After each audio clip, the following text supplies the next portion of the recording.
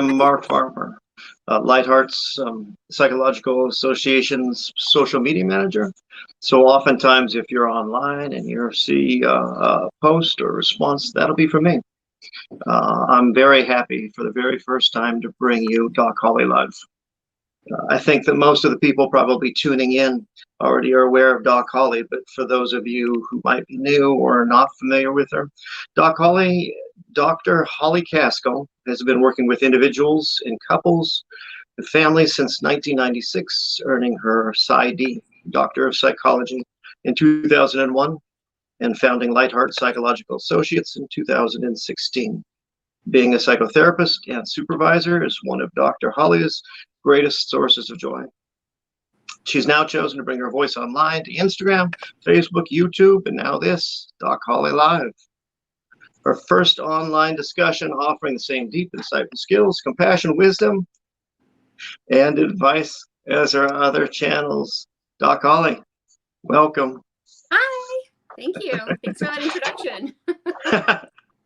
Yeah, I'm super excited about this. So on your display also, Doc, you'll probably see upper left-hand side an I and a number on it. That'll be the number of viewers that we have. Viewers will come in and out. For the viewers that are watching it, I'll announce it several times. You can add in comments, and I can add those comments directly to our live broadcast. So it'd be a blast to hear from you. Feel free to pitch in to let us know that you're there. So you've been on Instagram. You've amassed, let's see, Instagram, 142 followers regular. All right. Yeah. People have responded hugely well to that. They're loving what you're doing there. We've got you up on a podcast and YouTube. This is your first live. And it's been a little while since we've touched in and since I think the audience has heard from you. That's so true. So bring us up to speed on Lightheart. What is going on with Lightheart? What's going on with offering your patients therapy? Are you even open to see people in person? What's going on? Yeah, thanks for the question. So, Lightheart has been, we have been working hard to make all of the adjustments and changes necessary for COVID. And I think we've done a pretty good job. We've adapted pretty effectively. We've continued to grow as a business and as a team. And so what I would say is that we are being super flexible and adaptive here at Lightheart. We have therapists who are taking a lot of precautions and are very careful to protect themselves from COVID. And so they're choosing to work 100% from home doing telehealth. So some therapists are doing 100% telehealth. And then we have some who are working in office. So we do have quite a few, probably at least half of our providers right now are offering in-person appointments. We've taken a lot of precautions here at Lightheart to protect our therapists and our clients from COVID. Particularly, we require that everyone wear masks in the offices, and we have a very high-grade HEPA filter air purifiers in every single office and every common space in both of our in-person locations here in Redmond. So we also have people coming in and cleaning multiple times a week, doing deep cleanings multiple times a week. And all of our therapists are equipped with Clorox wipes and Lysol spray and all of those kinds of things. So we definitely are happy to be offering in-person services. And even those therapists who do offer in-person sessions, they also do telehealth. So everyone here who works in the office is doing kind of a hybrid mix of some in-person and some virtual appointments. I'm curious, what portion of your clientele would you say is coming in person and what portion is telehealth? Oh gosh, I think it's probably less than 50% in person. It's probably, I haven't really looked at those numbers actually, but it's probably like 30 to 40% of our clients are coming in person right now. I think especially because we had this additional kind of restriction happening around Thanksgiving, after Thanksgiving time, or, in November and December. And so I think that there are more people being cautious. Some of the therapists went back to doing only telehealth services, but I'm looking forward to the spring. One of the developments, I would say, I have so many trains of thought here, but with being so flexible and adaptive, trying to look at how can we stay alive and how can we even thrive during COVID. One of the new changes for Lightheart moving forward in 2021 is that in addition to having our two teams, we've always had two clinical teams based on our two office locations. So we have an Anderson Park location and we have a Redwood Medical Center location. They're very close to each other, but the teams are separate, and we have clinical directors who are the ones managing and guiding the therapists in each of those teams. Well, in addition now to those two location teams, we're going to be creating an entirely third team of providers, and that's going to be a virtual team, 100% telehealth, which means we'll now be able to support the therapists who want to stay working telehealth, so that they have colleagues, that they have a format, a team to work together, to collaborate with, all virtually, while the people who want to eventually come back into the office can do so. And everybody can still be a part of a team. Now, I know that if you're listening to this and you're either a client of Lightheart or you are a potential client, I'm so sorry for the siren. This happens on a regular basis. So just it's no issue. Brings a air of realism to it. Yeah, I'm at an intersection that you hear a lot of sirens. But if you're a client or a potential client, the reason why this is important for you to know is, the therapists, the providers at Lightheart are part of a culture here and a team that is very value driven. I created this business because I wanted a place, selfishly for myself, to have colleagues, to be having relationships, to collaborate, to receive support, and to have connection with other people. I was very lonely in private practice. And so as a therapist, I wasn't probably my best self because I wasn't having that kind of professional support and even friendship collaboration that would enhance my ability to do really good work. And so Lightheart therapists are on teams of, like-minded, although I really value diversity of thought, diversity in general on our teams. But the virtual team is going to be a space where therapists can receive the same level of support and the same level of connection with each other and with their administrators and so forth as the in-person team. So that's exciting. We're kind of changing with the times. Yeah. Yeah, you and I have spoken that I think at a certain point of time, a huge part of the practice will be, it's just so much more convenient in your own house at your own time to be able to connect with a therapist. Right. There's some real pros and cons to both telehealth and in person. And I expect that, it's interesting because I think this is something we've all found about ourselves during COVID. The having to stay home, the being locked down, working from home, if we have the ability to work from home. I mean, some people don't have that ability, but for those of us who do have the ability to work from home, some of us have really, it's been torture, the extroverts, the people who love to get out of the house and be busy and connect with people one-on-one. That's been hard. I mean, we're tired. And I say I happen to be one of those types of people. Yeah. We are fatigued.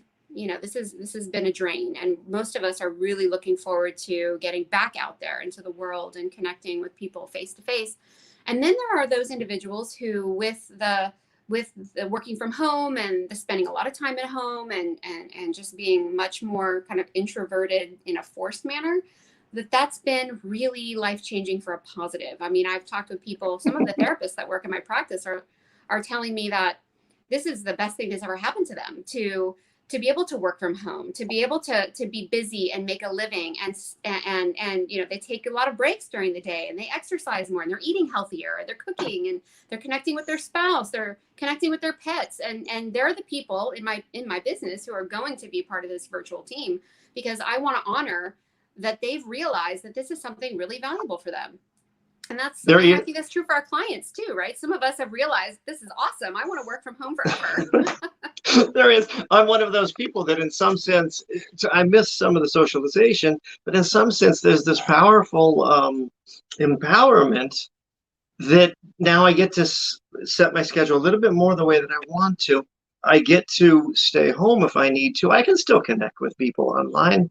I miss the in-person. but there has been a bit of liberation of being able just to stay in the pajamas a little bit longer. Yep. There's so much more flexibility, it seems, in our schedule. We can take a break and make a meal. You don't have to worry so much about packing your lunch or spending money on food. I mean, those are just little things, but getting to take a walk in the middle of the day seems so much easier than it used to be. Oh, huge. Yeah, huge. My friends that have, and a little bit of flexibility. I'll be curious how this does impact the further landscape of business, whether or not we end up with happier employees or less happy employees. I know that we were talking about saving for the end, talking a little bit about the effect of some of the things that happened for this last year. But as far as the pandemic, we're going to be in this for another 6 months minimum. Moving forward, what do you expect, in particular, the effects of continuing to deal with quarantining, social distancing, and the impact on business and us as employees? Well, those are a lot of big questions. I would first like to speak to just the impact of quarantining, social distancing, and kind of where we're at right now. I think, and I can't speak for every person, obviously, but I can speak to what I've seen in our clients, in ourselves. And I said it earlier, and I think it's still true, that many of us are just really, really fatigued. It's in the very beginning of COVID, there was a lot of fear and anxiety. We were afraid of the virus. We were afraid of kind of what was happening to. I mean, everything was shutting down. It was something that we were completely unfamiliar with, and so there was this kind of shock factor involved. And we responded with, we can do this. We're in this together. I remember even me personally, I responded with, okay, kids, here's the daily schedule. Here's the chore chart. Here's how you can earn money. At 3:00, we're going to go outside. At noon, we're going to, have lunch. I mean, I was on it. I had a lot of energy. I was like, we will cope. We will get through this. And then, of course, we expected it to be a couple of weeks or a month. And then, that was the assumption, is that, we can dig in for these 2 weeks and get through it. Yeah. We are strong. We're going to do this. It's, and I think a lot of our clients had that same kind of expectation that, we're going to hunker down. We're going to make the most of it. We're going to be together. And so many clients actually canceled their appointments because they were like, let's just wait until this whole thing is over. And then, we'll get back into regular life. Right. And so we realized, of course, shortly thereafter, that normal life wasn't going to come back anytime soon. And so the gung-ho, shock value, we're going to get through this right now with all of our energy and all of our enthusiasm and all of our positivity, that started to wear down. I mean, you just can't keep that kind of energy up. And then we started talking about, okay, how are we going to cope with this long-term situation? And so there was a very steep learning curve, I think, for most of us to figure out everything from the conscious, like what do I want to do with my time? How do I want to, live in my house? Do I need to make improvements? Do I need to reorganize? Do I need to start learning how to cook? Do I need to start learning how to communicate with my spouse better? Do I need to, start working out from home? Do I figure out, how do I do that? Do I make a small gym in my garage? I mean, there was a lot of learning for us to be doing at that time. And I'd say that at this point, almost a year into it, and we're just looking at the end of 2020 and, not even to mention all the other things that we've been dealing with in our country, societally, politically, I'd say that most of us are just really ready for it to be over.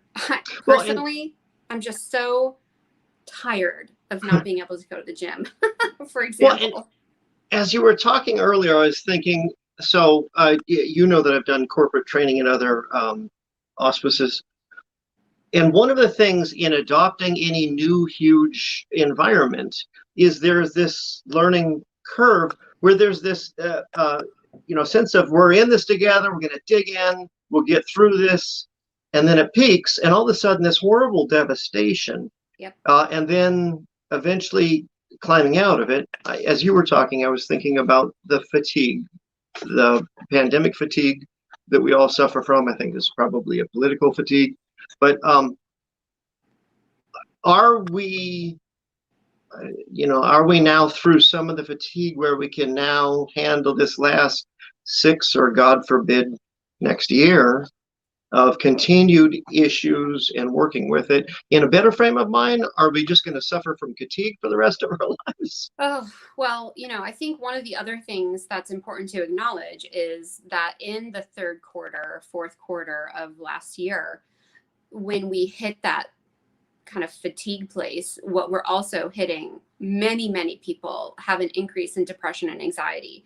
I mean, we've seen significant spikes in, just anecdotally within our own practice, the therapists have noticed many more clients in crisis, many more clients who sort of hitting a wall and just really struggling to function. And I think this is true of our society too. I know that in Washington State, that's been the case, that they've seen increased numbers of suicides, increased numbers of, people seeking mental health treatment. And our practice is very, very busy right now. We have pretty much got wait lists going at the moment. So if anyone knows any therapists that are looking for a great job, I would love to talk to you because there are a lot of people who need help right now. I was wondering. Yeah, go ahead. There was that prediction that this was going to affect us in depression, higher suicide, higher incidence of domestic violence, and I was wondering what your experience and what you've seen from your clients. It sounds like you would validate all of that. And have there been any unexpected reactions to the stress or to it that people hadn't predicted, but you have seen?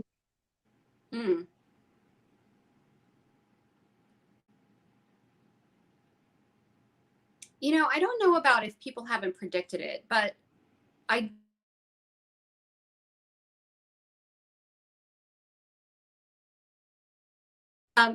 do think that there's been more creativity and more adaptations, so to speak.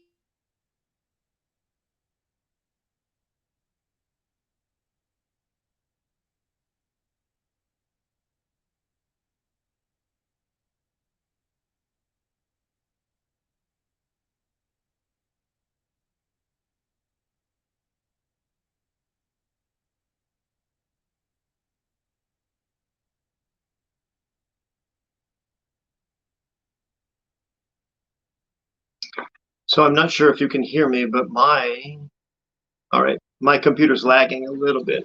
Are you able to hear me now? Deal. For some reason, I'm not able to hear you.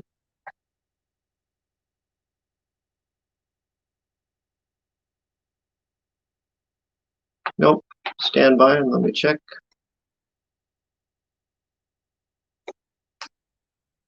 Well, I'm working on that to make sure that you are audible. And you said you can hear me, all right? Good. Okay. I'll check on yours in just a second.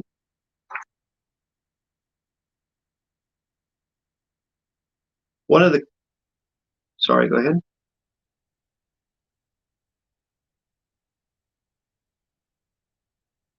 Yeah, not hearing you at all.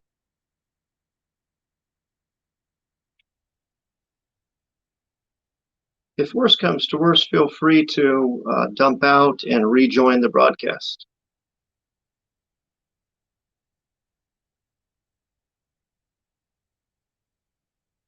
Not here.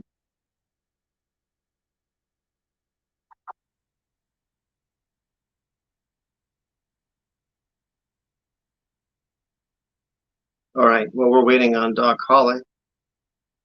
I'd like to remind viewers that you're able to leave comments, and we're able to see the comments here. We can even add your comments in, and would love to hear from you if you have questions for. I've put out, and again, I'm Mark Farmer, Lightheart Psychological Association social media manager. I oftentimes will be the voice that you hear online, and in one of the things that I've been working with Doc Holley on doing is getting her voice out. And so We've compiled some of the questions that viewers have, but would love to get more during this broadcast. So feel free to pitch in as you're there. As Doc Holley rejoins us, here we go. Can There we you go. hear me now? I can. Okay. Between you and I am honestly so happy that you had the technical difficulties rather than me running this whole thing. Yeah. Well, no problem.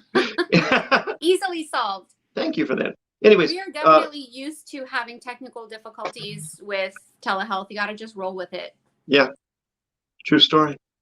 So, as you were away, I was reminding our viewers that they are able to leave comments. We can put them up on there. Would love to get additional questions. But we were interrupted, or the last thing that I had heard you talking about, you had talked about some of the known and expected effects from pandemic, higher incidence of depression, suicidal feelings, domestic violence. I had asked what was unexpected. Last thing I heard you say was creativity and... Yeah. Well, I think we've seen plenty of individuals who have kind of reinvented themselves, reinvented their lives, taken on new goals, taken on new hobbies, taken new paths in their life, so this really huge change that could have been very devastating actually has turned out to be something that gave them an opportunity to make positive change in their lives.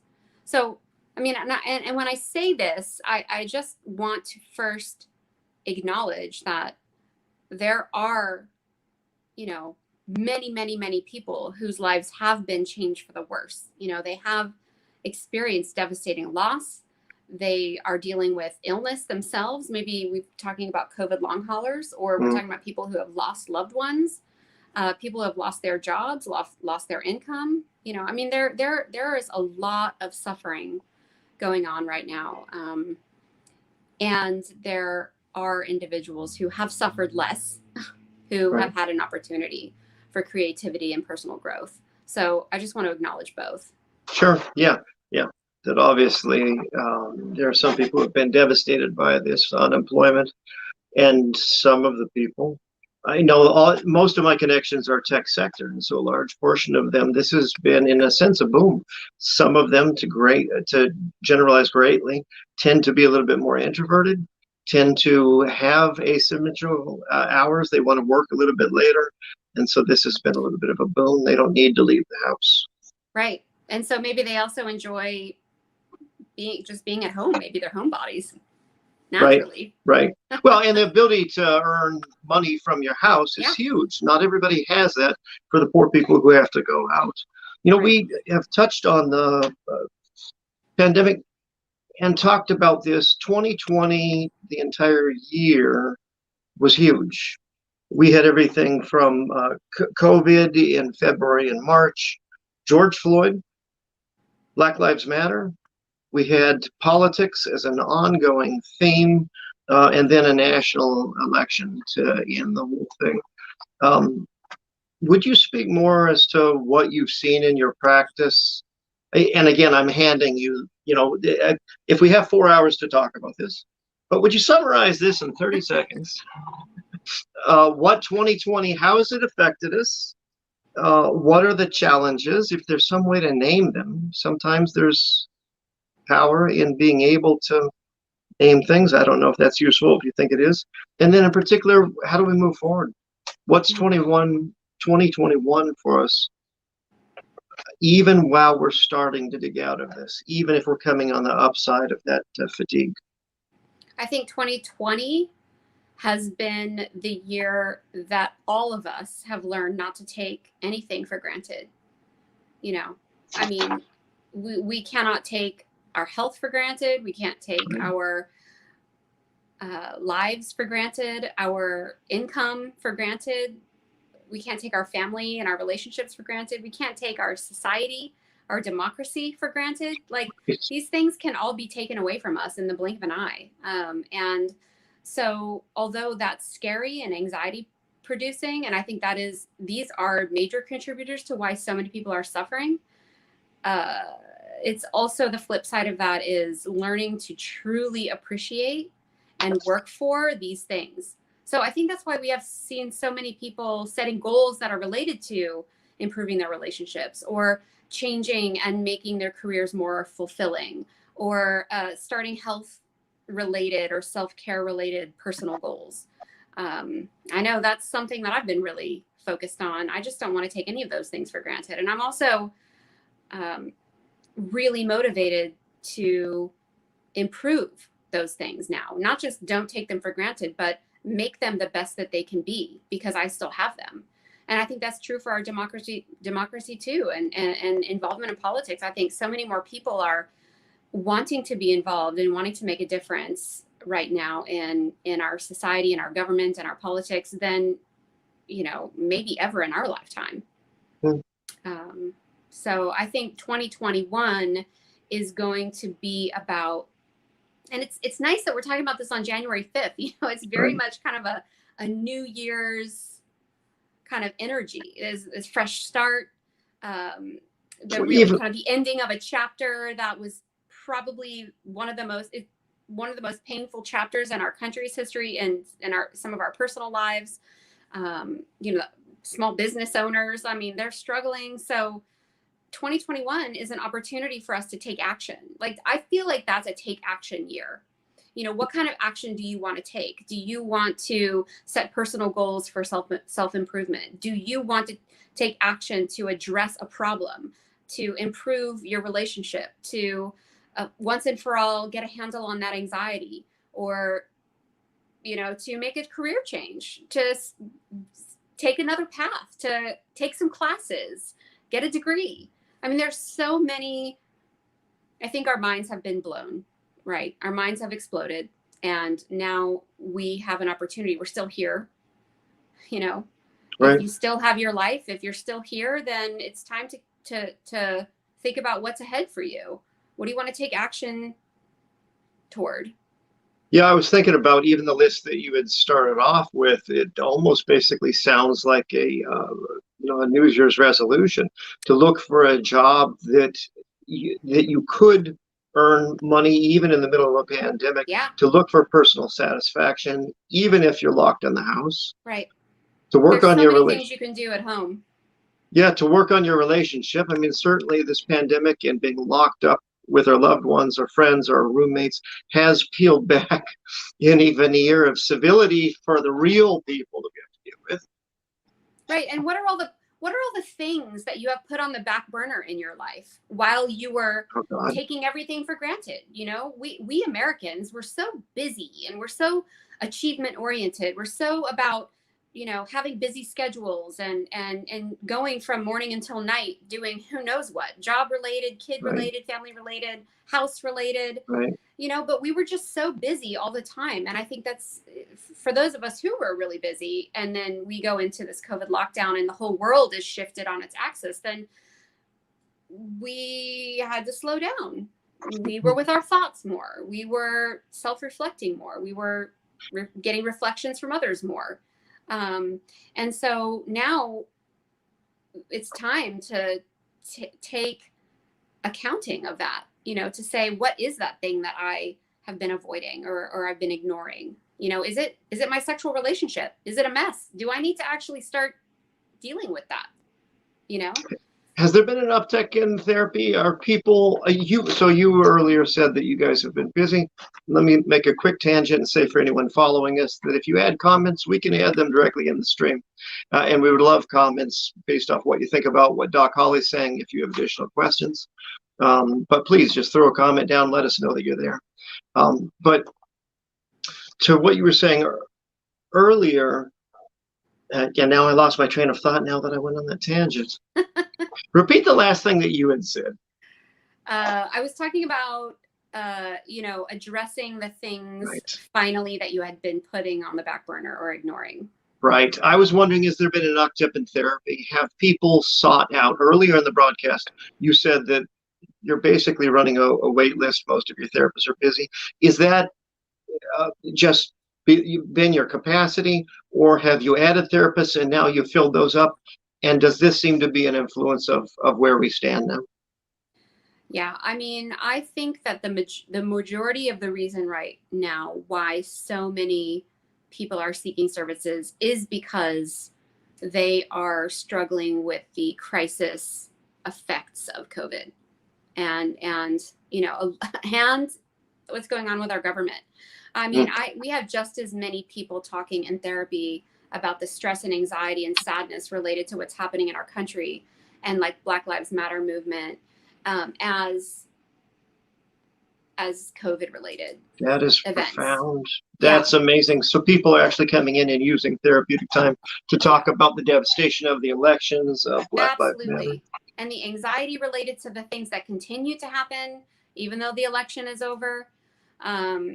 Just the unrest, the instability, the fear of bad things happening, and this is affecting young people, children, as much as it's affecting adults. Every aspect of our society is being negatively impacted by what's been happening, and so I do feel like the majority of people are still really suffering and needing that support to just get through and cope with what's happening right now.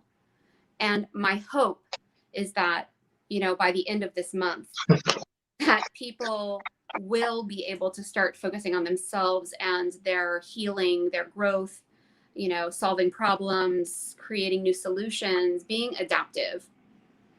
So one of Um, the things that we've seen in society has been this huge polarization. I'm not sure other people's perspective, and mine it has been in particular over the last 4 years. But I've seen it on, if you want to dichotomize American, on both sides. And one of the questions that you had received some time ago was, and I'm going to read it verbatim, and then we can massage the language. It says, "Hi, Doc Holley. I could use some suggestions on how to talk to idiots who have strong political views and opinions different than my own." And she does, or I assume it's a she. She adds in parentheses, "Just kidding." And I'll offer for myself that we've been there with somebody with a opinion or perspective completely opposite from ours. So that's might be the phrasing that sometimes goes through my mind. The person adds, "I'm not trying to change their point of view, or am I? Disengagement is always an option, but it's not often the path I take." I thought that polarization might start to taper off. I'm not sure what you've seen. I feel like in some sense it's almost ramped up. yeah, I I don't don't, think it's tapered off. yeah. So how do we deal with how do we stay sane? How do we stay healthy? And how do we deal with this Pugh's So polarization? this is a great question because I feel like there are two pathways to consider here. One is this idea of avoiding traumatic material in order to engage in self-care, right? So we talk with clients about avoiding things like doom scrolling, putting people on a social media fast where they log out of social media or their news feeds that they're usually reading. We just have people log out of those things, or take a break from those things for a period of time, anywhere from a day to a week to a month, or kind of indefinitely. Because these habits where we do call it doom scrolling, it's you're Mm. just sort of getting really mired and ruminating in all of the stories and the pictures and the comments, and particularly it's comments that people are finding themselves getting really wrapped up in. They're hearing and reading the things that other people are saying, and there's so much hate, so much vitriol going on, Can I in these interject something? conversations. And so I want people to, if this is a traumatic experience for them, or if it's really causing harm to their lives or harm to themselves emotionally, mentally, that they really need to step outside of that, step away from that for a period of time, because you can't be effective in your life, and you aren't going to be able to affect any kind of change or have any positive impact in a relationship in your life if you are not healthy and whole. Like that's the primary first place. It's like, take care of yourself, put your oxygen mask on yourself first before saving someone else. And I know that in our heart of hearts. So the second path here, the second perspective is how to stay engaged with someone that you love, that you have in your, maybe it's a family member, maybe it's a good friend. Yes. You know, it's a lifelong friend, maybe somebody Parents that or children you don't want to lose in your life. How do you engage in conversation with them when they're saying things that are so incredibly upsetting to you? Yes. Keep in mind that person feels exactly the same way that you do. They think that what you're saying is crazy, and they are incredibly upset by what you are saying. So I think we just have to remember that polarization means that there's this all or nothing thinking, that I am 100% right and you are 100% wrong. I am good, you are bad. I am right, you know, I am myself and you are other. You know, there's this idea that if you don't think like me or you don't believe the same thing I do, then then you are an all bad person. I want nothing to do with you. And I mean, I will admit personally, I'm a very sensitive person. I'm an empath. I feel people's emotion. I feel people's energy, and I have a lot of it myself. So when I'm having a conversation with, or I even read an article about some of the things, the beliefs and the hate and the comments that other people have, I'm viscerally affected. I'm physically in pain from even just perceiving that information. But I think most of us are not quite that sensitive. And it is possible for us to have conversations if we can keep in mind the other person on the other side of this conversation is still very much like me. They are still my friend. They're still my family member. They're still another human being. They still have some of the same fundamental needs that I do as a human being. So if we can remember that we're all in this together, even if we believe something completely differently, or on the other end of the spectrum politically, then I think we can maintain our connections.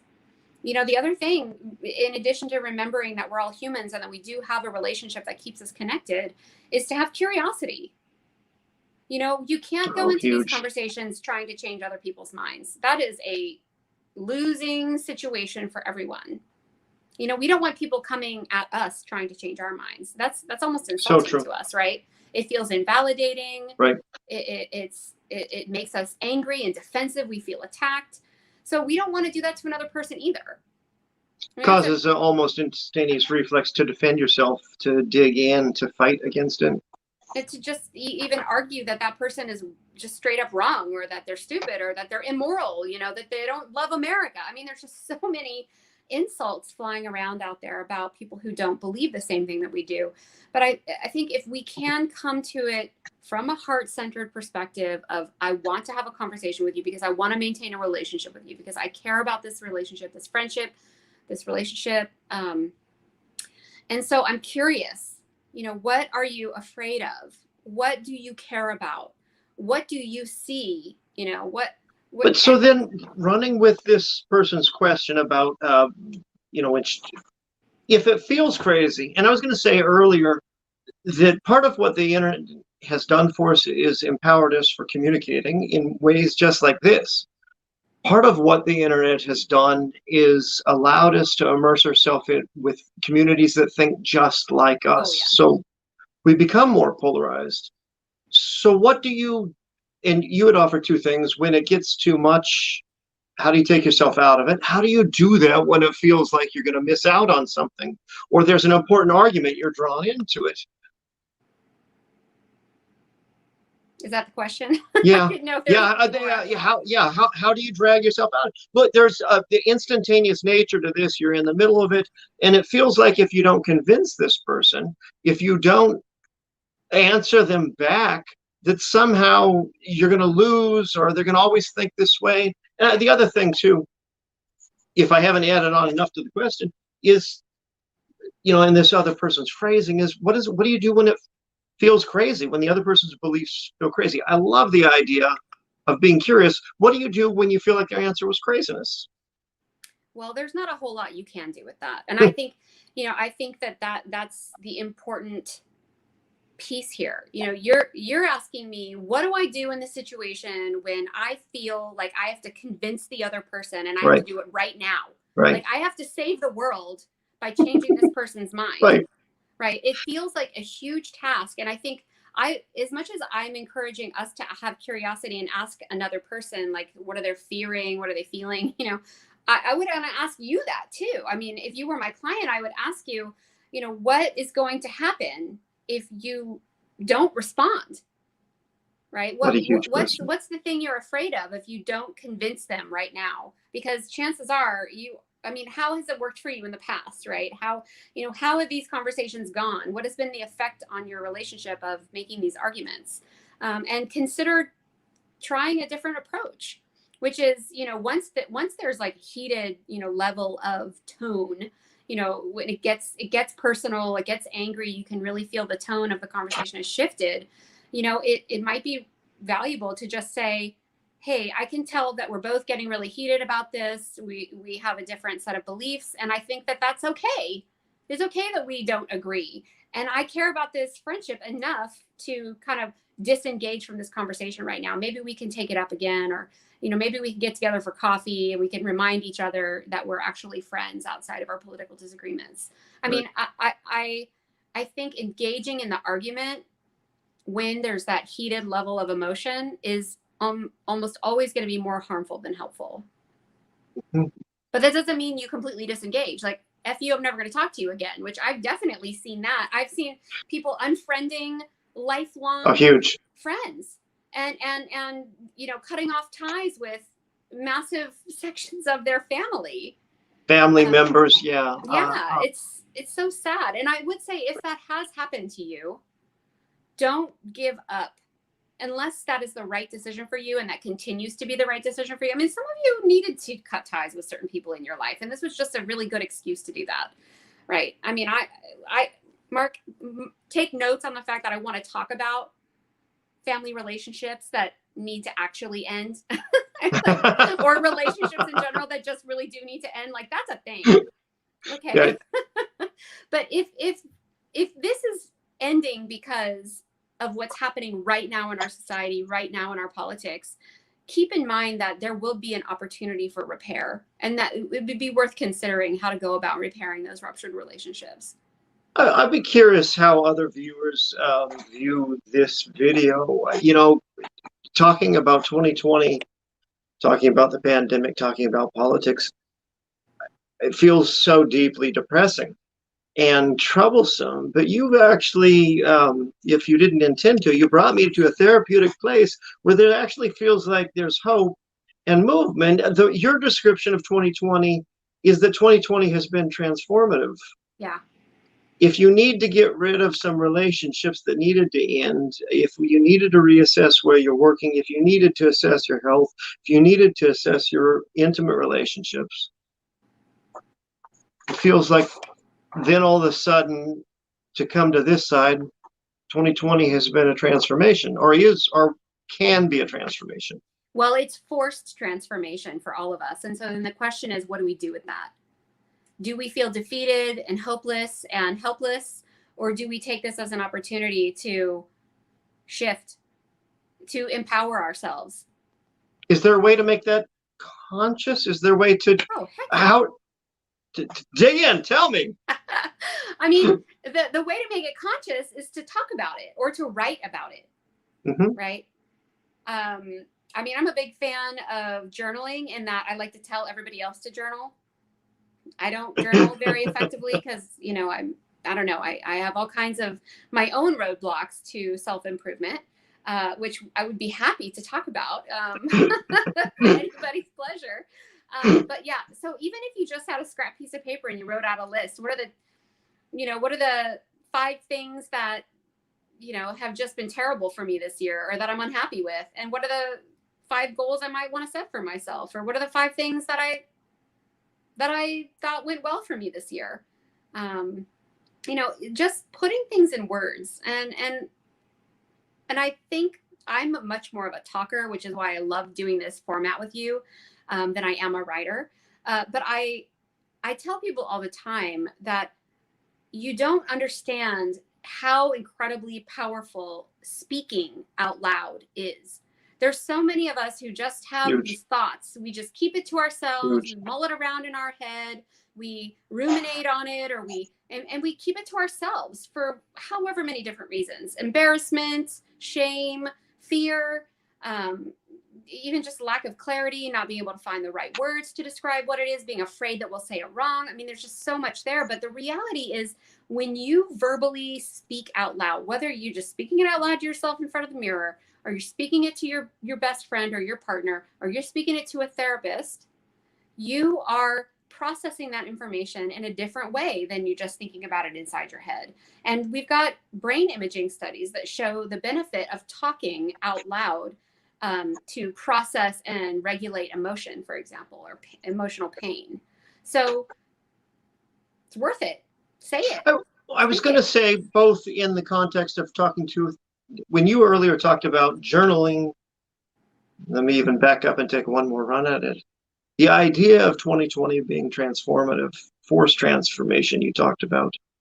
And then my question, how do you make that intentional? Your answer, talk to a therapist, maybe journal.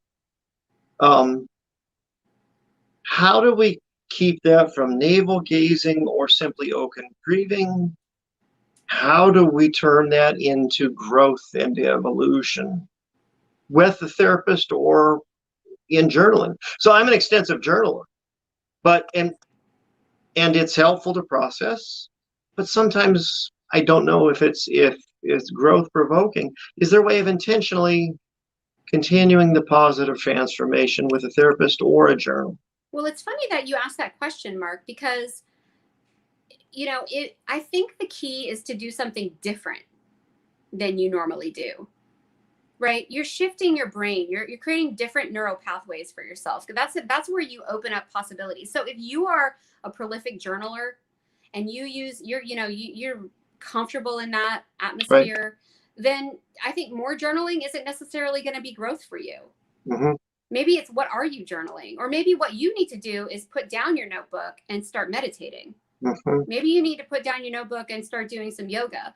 Perhaps you need to create a different space within yourself to have a different awareness, find a different motivation. Like for me, I mean, I am definitely a thinker and a connector. I'm always interacting with someone else. And that's where I am most comfortable, is having conversations with people, is doing therapy, is working with my colleagues, is running my business. I just love doing that. But when it comes to like me and myself in a journal, like that's going to be the challenge. That's the me sitting down and, being in a habit of meditating.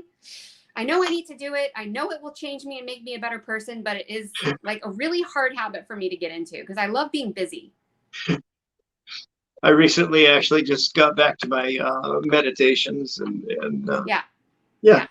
I mean, so it's doing something like challenging yourself to do the thing that you are most avoiding doing is probably your area of growth. And that feels like the best thing, to seek a therapist to support you in. Yeah. I know. You don't even have to have a therapist. I mean, yes, definitely. I love therapy. I will sing its praises till the end of the day, but you don't have to have therapy in order to do these things or to engage in personal growth. Right on. Okay. So, and then finally finishing things up, let's talk about Lightheart Psychological Associates, and where are you going from here? What can your viewers, your followers, the new people, what can they look forward to in 2021 for Lightheart? Well, in 2020, even throughout all of the pandemic struggles that we have had, I mean, there have been quite a few challenges. We have grown as a team, like I mentioned earlier. So we have now got 3 psychiatric nurse practitioners on our team. So, and recruiting more. So if anybody is in need of psychiatric medication evaluation or management of their medications, or if they're even curious about medication and how that might be of value to them, then we have a team, and we definitely do not have wait lists for those practitioners. So there is availability for one of our nurse practitioners to see you fairly soon. We have had some new therapists join our team, and we are currently recruiting for more therapists, and we will have more opportunity to hire because we are, like I mentioned, adding this 3rd virtual team to our practice. So we will have a team of therapists who are doing 100% telehealth. And yeah, so that service will continue to be an option for clients for the rest of time. I don't think we're going to stop using telehealth as a benefit in the world of psychotherapy. Yeah, We also huge. we have a very robust psychological assessment team. And I recently had more people join that team as well. So we are doing comprehensive psychological and neuropsychological batteries to answer diagnostic questions around things like learning disabilities, ADHD, autism, and diagnostic clarification in general. We do neuropsych and psychological tests. And if anyone's curious about what that entails or how that might be beneficial, you can definitely contact us and we can answer more questions for you about that. What is the best way to contact you and get a hold of, and not you specifically, but what's the best way to reach Lightheart Psychological Associates to ask questions or perhaps to get to begin looking for a therapist? Well, the very best place to start really is our website, lightheartassociates.com. We have a place on the website where you can request an appointment, and that form will ask some basic questions about what you're looking for. And then our intake coordinator will give you either a call or send you an email to figure out what it is that you might be needing. We can help match you with a therapist or with a prescriber or even with our assessment team if that's something that you're interested in, or all of the above. Right on. Beautiful. What is the phone number for Lightheart? It's 425-996-8592. Beautiful. And then lightheartassociates.com. Yep. Good. And I'll add those in the comments. For everyone that has joined us for this broadcast, thank you so much for joining in.